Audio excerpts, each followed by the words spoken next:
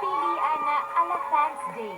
Ganyan sinalubong ng Kim C fans ang pagsisimula ng bagong serye ng mga idolo nila sa The Story of Us kagabi.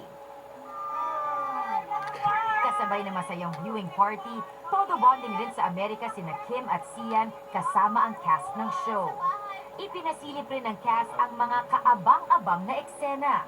Sa pambihirang pagkakataon, makakasama nila ang mga artistang Pinoy na nakabase na sa Amerika.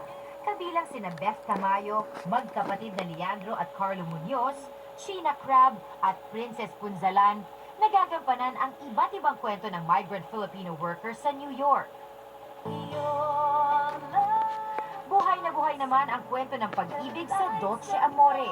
At lalo pa raw tayong pakikiligin ng Liz Ken love team sa kanilang mga eksenang kukunan pa sa isla ng Bohol.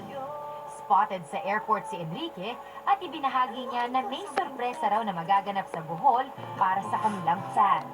Nagpapasalamat rin ang aktor sa napakainit na pagtanggap sa kanyang karakter na si Tenten. Masarap yung pakiramdam na na-appreciate at minamahal lang tayo yung ginagawa mo. Kahit di mo namamalayan, marami kang napapasaya. How do I look?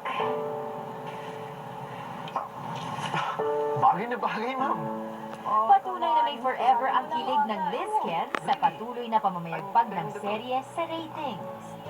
Gretchen Pulido, ABS-CBN News.